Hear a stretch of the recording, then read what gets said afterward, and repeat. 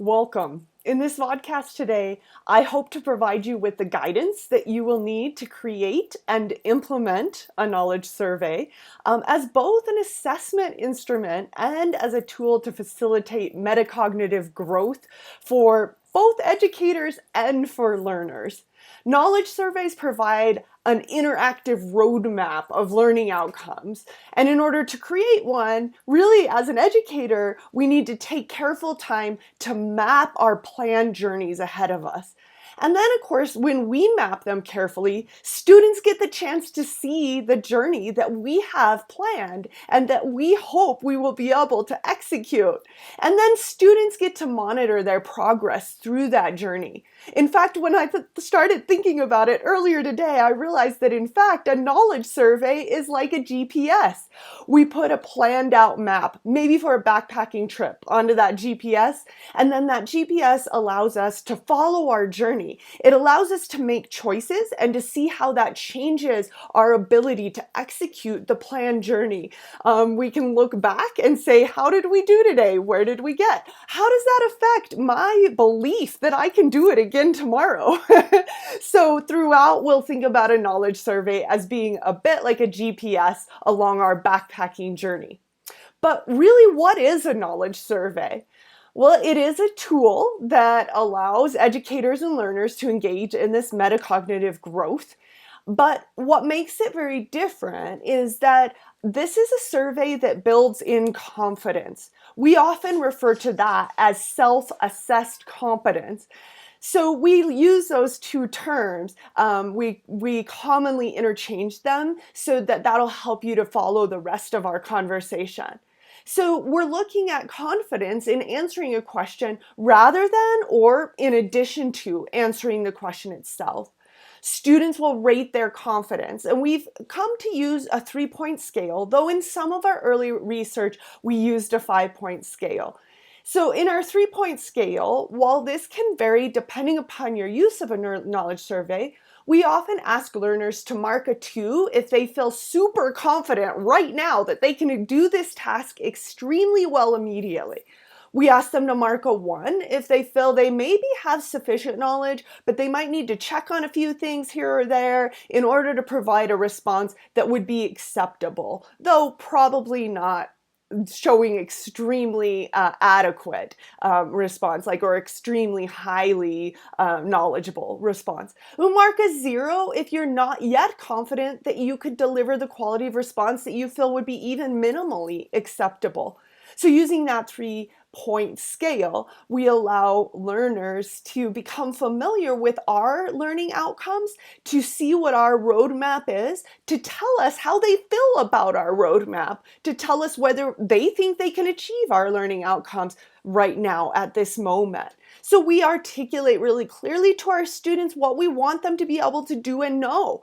And then by doing this in an interactive format, rather than just listing them, you've probably done that before. Maybe you've had a syllabus or you've seen a syllabus where it lists the learning outcomes, but students aren't asked to interact in any way with those learning outcomes to tell us how they feel about their ability to achieve them. And a knowledge survey allows us to do that. So before we go on, I feel that it's absolutely essential to introduce you to the person behind my history with knowledge surveys and really a father of knowledge surveys as a whole. This is Dr. Edward Neufer. Ed wears a lot of hats.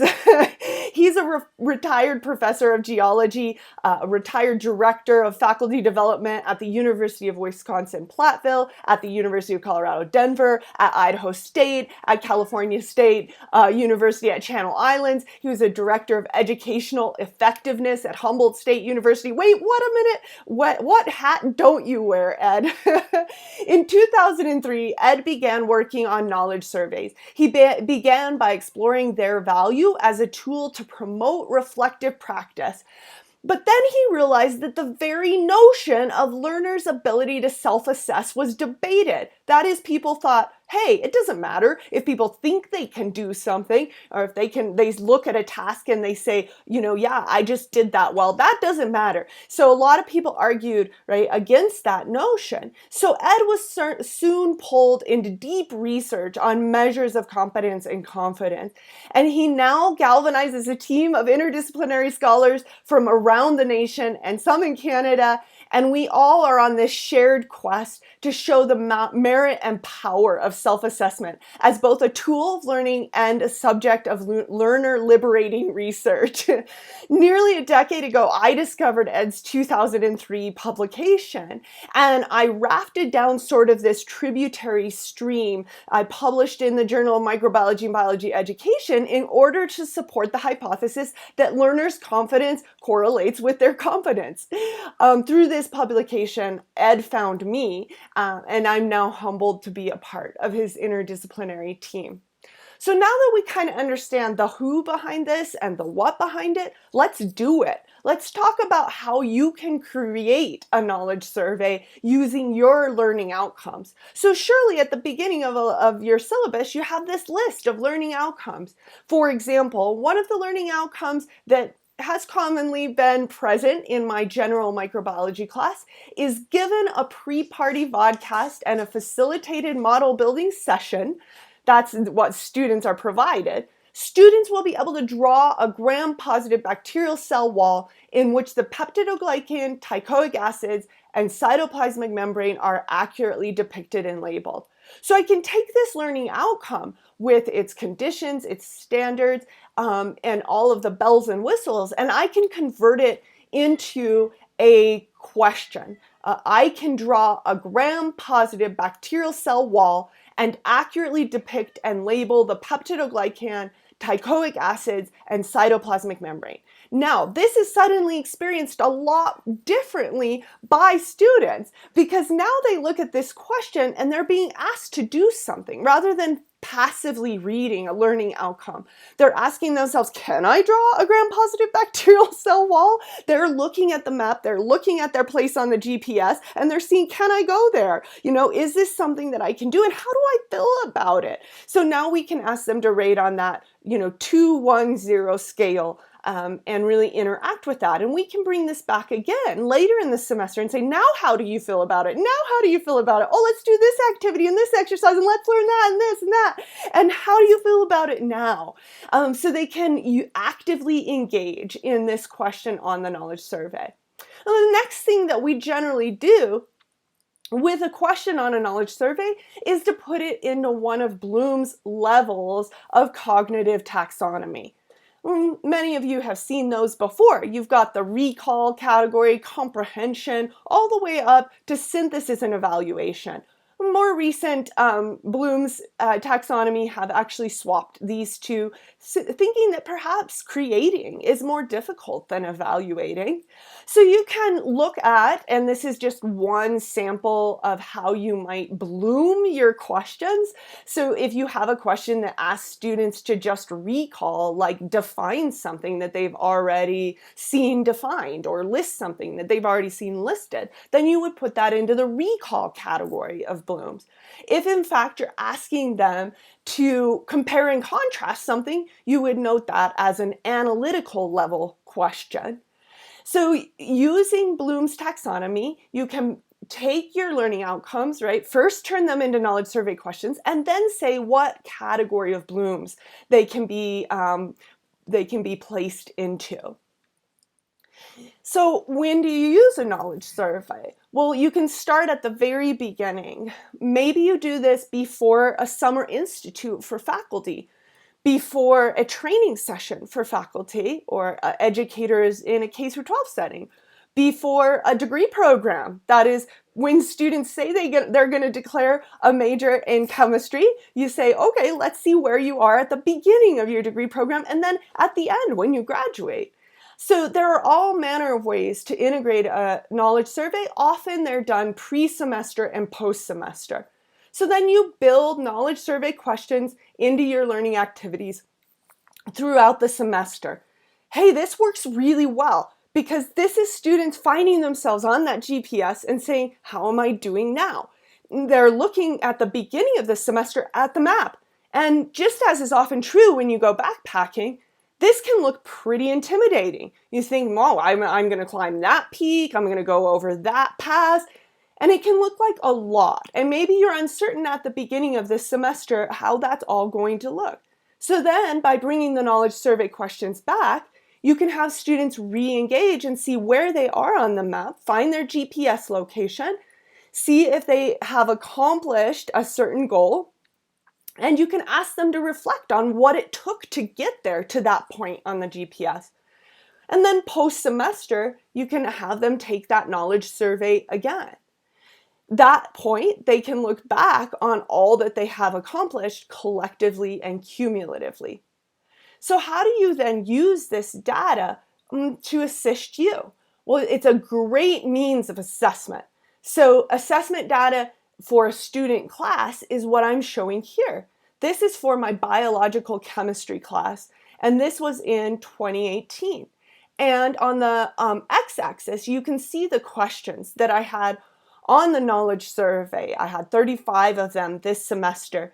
And the blue bars show the pre-semester confidence.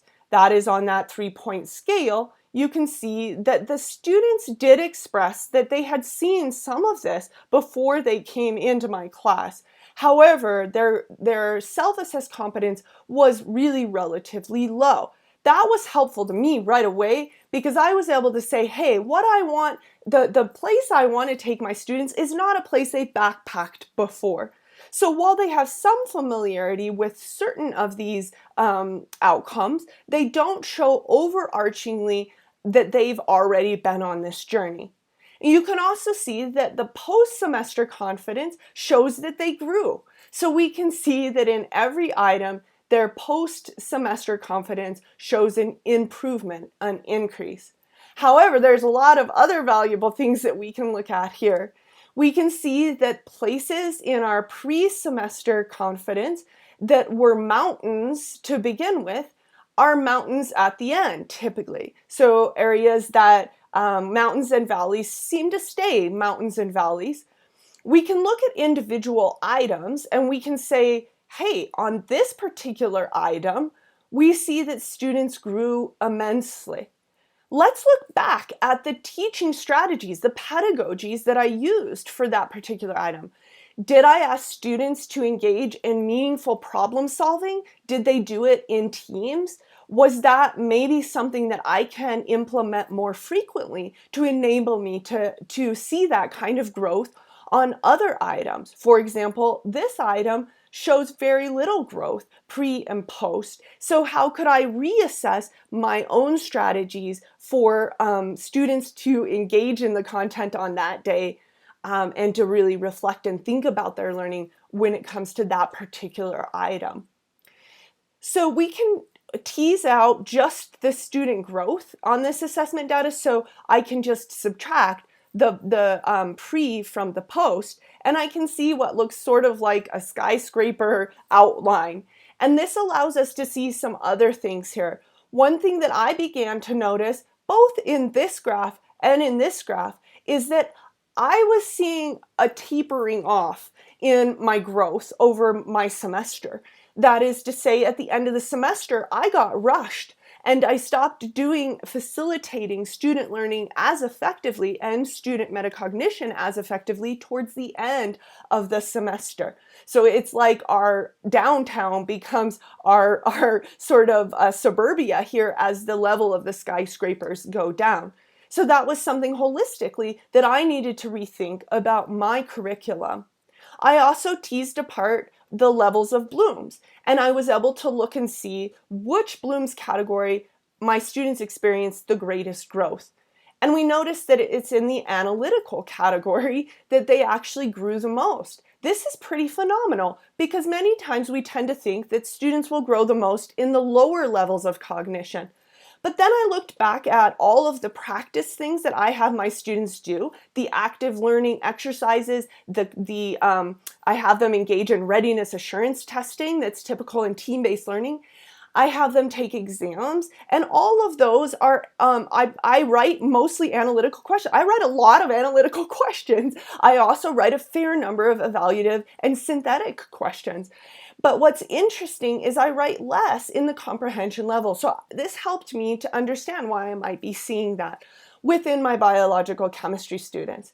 This idea of looking at Bloom's level is also helpful at the programmatic level.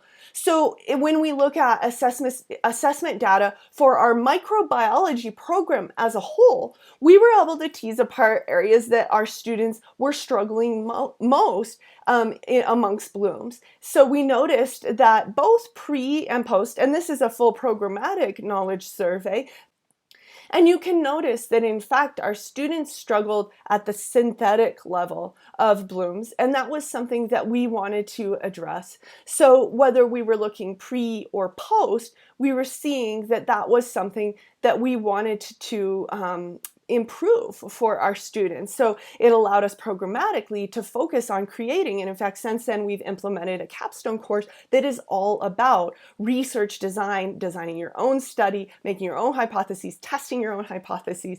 And so we've really utilized this data. Now, one thing that is also valuable is, remember, I had said the first semester I taught biological chemistry, I saw some of those shortcomings in my curriculum and in the way in which my students were metacognitively engaging in their learning. So I was able to make some changes, and you'll notice that this now is my second year teaching biological chemistry. There's some small things that we noticed that I did better even in my assessment. That is, I really did take each one of my items on my knowledge survey. I very consciously labeled it as to what particular skill I was looking for or conceptual understanding I was looking for in that particular knowledge survey item. And that helped me to detangle a little bit more. And you can see that there's still a little bit of that shift at the end of the semester from urbia to suburbia. However, it's not nearly as punctuated. And a couple of quick, statistical analyses would allow us to see that my students this year had greater normalized gains than they did last year. So there are a lot of ways in which I could see the improvement in my students' learning from one year to the next. As I mentioned, we can also use this in educator development. So this is the knowledge survey growth data from our Educator Summer Institute that I facilitate. And so in this case, you'll notice that the learning outcomes are things about active learning. AL means active learning. There are things about knowledge surveys. There are things about assessment versus evaluation, things about student learning outcomes and Bloom's. There are things about team-based learning. And you'll notice that our fellows realized great gains in team-based learning and their feelings of being able to both understand it conceptually and implement it. This CC is collaborative communication. We do collaborative communication every single day at our Summer Institute. So we can look back and say, yeah, that's because we practice that every single day. So that's why our educators gain the most confidence in that particular, or some of the greatest confidence gains in that particular area. What's also interesting is we were able to look and see that our educators didn't have much in the way of gains in their understanding of what we call the selfies. The selfies are self-assessment, self-efficacy, and self-regulation. So we were able to design our first post-summer fall workshop surrounding those terms. And it's really neat how those dovetail with the whole idea of a knowledge survey. So we use the knowledge survey to help our educators think about self-assessment, the importance of self-assessment, how it helps to build self-efficacy, and how that in turn, in this sort of cyclic feedback loop, helps to build a self-regulated learner. So in this particular figure, I want to break it down and explain it a bit to you, and why it's helping us to visualize the importance of teaching self-assessment. And the knowledge survey is a great way to teach self-assessment. So if we think about it, every time on our GPS example, every time we make a choice and we exert some effort, we have an experience and we can assess our competence in what we've done.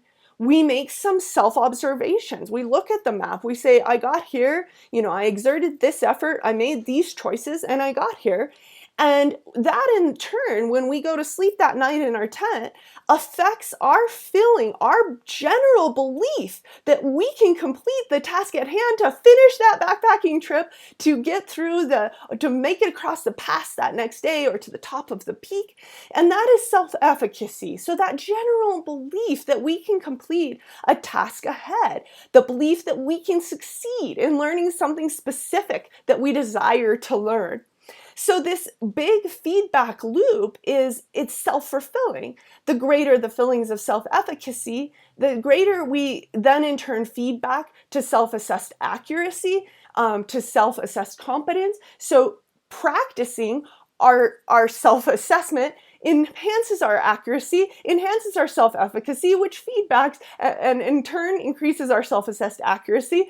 And there's a wonderful loop that eventually begets our abilities to self-regulate. So wait a minute, what is self-regulation? I mean, self-regulation is like this active sort of construction where we learn how to monitor, how to regulate, how to control our cognition and our metacognition and our behavior.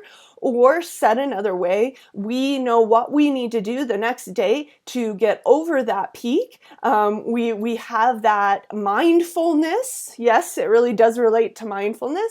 And it really involves planning. It involves activation, monitoring, control, and reaction and reflection. So we set our goals, essentially. We identify motivations, we plan, we know what time we have to get up if we want to summit that peak the next day. We know what effort we're going to have to put in. And really, we are becoming more metacognitively aware of our thinking. So we're gaining in our understanding of ourselves, of our efforts and how our efforts beget our results. And we really know how we want to be mindful in our behaviors, right? So how we can judge our overall level of skill. So this is incredible how well this journey of metacognition parallels our journey on our backpacking GPS. So all of this sounds really great, right? And I thought all of this sounded really great back in 2010, 2011, when I went to my department and I said, I know what I want to do. I want to do a knowledge survey and I want to look at students' confidence. And my department looked at me and they said, Rachel, students' confidence has nothing to do with their actual ability. And I know that along his stream journey, I should say his rapid river, that Ed Newfer, my other coworkers, Steve Fleischer, thanks to him for so much of this self-regulation verbiage, Paul Walter, Carl Worth, and others who have been a big part of this interdisciplinary team have also run in to that big barrier on our backpacking journey. This is like the barbed wire fence that you didn't expect to be there. It wasn't labeled as private land, and this is a big barrier. So this begot our journeys to look at the hypotheses that were out there about whether learners can self-assess. And there are competing hypotheses. One of those is that the relationship between competence and self-assessed competence and confidence is just random noise, and the two really don't have any relationship to one another. Hypothesis 2 is the most strongly supported over time. That is, so much literature is out there. In fact, 20 years of psychology supporting this idea that the relationship between competence and self-assessed competence is meaningful, but that people have a strong propensity toward overconfidence in their actual abilities. That is, most people think they're better than they are. And the worst part of that is that these studies supported that those who are least competent exhibit the greatest overconfidence. You can think about the marginalization inherent to that is that those learners that are least capable are most likely to say they're capable. And likewise, those who are most competent are very humble. And this gave rise to something that has long been called the Dunning-Kruger effect. And many times it is typified in social media as being unskilled and unaware of it. Well, this was the hypothesis that seemed to dominate our conversations for a great long while. But we believed that hypothesis 3, a competing hypothesis, needed to be adequately tested. And our early work showed that the relationship between competence and self-assessed competence is meaningful, and that overall people self-assess competence, their confidence is in accord with their ability. And so since the time that I began my work and that Ed began his early work and many of our other collaborators, we have now gathered a great database, in fact, over 25,000 in our national database, and our paired confidence and competence measures now, I believe, are exceeding 4,000. So you can see why hypothesis 3 says a very different thing to educators and to learners than hypothesis 2 does. Maybe this visual that I used in my TEDx talk is helpful. This is the little engine that could, right? And I think I can. But in fact, if we believe hypothesis 2, it's like saying, oh, I thought I could, but I can't. Basically, you are unskilled and unaware of it. But in fact, our hypothesis 3 does a little bit more to liberate that little engine that could. And our data have continued to support hypothesis 3. Group self-assessed accuracies are in fact not overly optimistic, and that they're actually, people are really good as groups on average at assessing their competence. So when we look at this, we see that most groups lie in the good region. That is to say that their self-assessed competence, their confidence, is within a few percentage points of their actual competence. Most people are good, and those that aren't tend to be fairly adequate or fair, and really very few groups lie in that poor self-assessment. But what we also recognize is that even those with poor self-assessment can learn self-assessment, and that it is extremely important that we teach self-assessment. So this helps to feed and fuel our use of knowledge surveys, but more than that even, it has allowed us to look very closely at who are groups of people that maybe do have any disalignment between their competence and confidence, and what does looking at some of this allow us to understand about privilege in college students. So we ask you to think about diving into our most recent numeracy publication, where we look at the what this can illuminate, looking at competence and confidence, what it can illuminate about privilege in our college student groups. So this gets us to the time where it's time for you all to do just a little bit of knowledge surveying. So let's start with a Bloom's recall question. A knowledge survey is A, the same as a pre-post test. B, allows instructors to monitor the learning gains of their class over the course of the semester. C, allows instructors to monitor student learning but not their own teaching practices.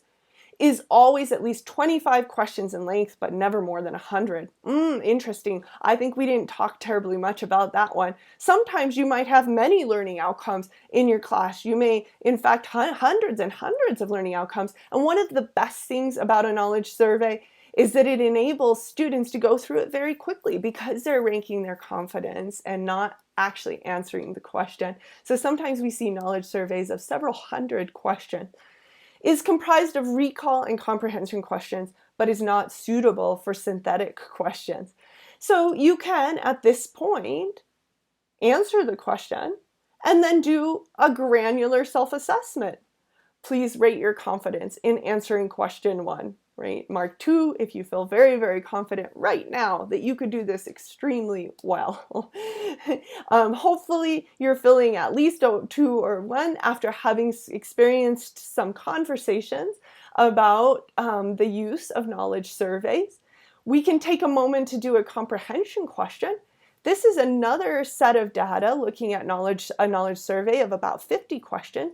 Pre is in blue, post is in red, and what we can see is those mountains and valleys, but we can also see some significant areas where maybe there's less of a gain. So the figure shows the pre and post. The X is the number of questions, the Y is the confidence gain. They were using 1, 2, and 3 rather than 0, 1, and 2, but the same idea. So students began this class with almost no exposure to planned outcomes. The class displayed gains on every learning outcome. The first valley, designated by the arrow, shows a learning outcome for which pedagogy should be reconsidered. And so is it A and B, or is it B and C, or is it just one of those? So you can take a moment to answer that question. And then we call this a granular self-assessment because it comes immediately after. How confident do you feel? 2, 1, or 0? So thank you for taking time to dive into something that has become very dear to me, the study of self-assessed competence or confidence and their correlations and what we can use our knowledge of each to tell us.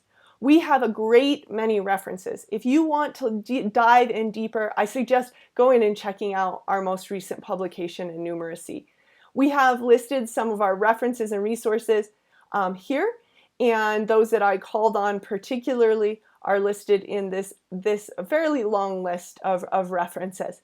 But again, we hope you will continue to dive in and to enjoy knowledge surveys, both as a learning tool for yourself and for your students.